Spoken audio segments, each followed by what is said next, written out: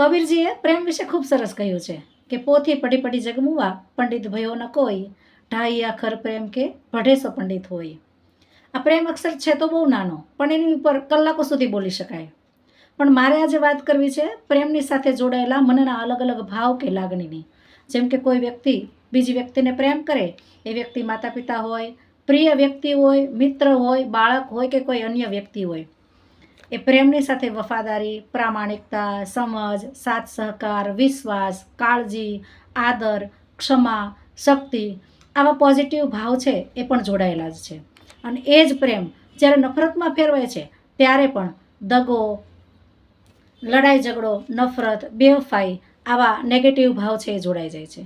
તો મિત્રો, આ શબ્દ તો ખૂબ નાનો છે, પણ એ શબ્દમાં આપણા મનની દરેક સ્થિતિ છે એ વ્યક્ત થઈ જાય છે. તો તમને આ બાબતમાં શું કહેવું છે મને કમેન્ટ કરીને જરૂર જણાવજો.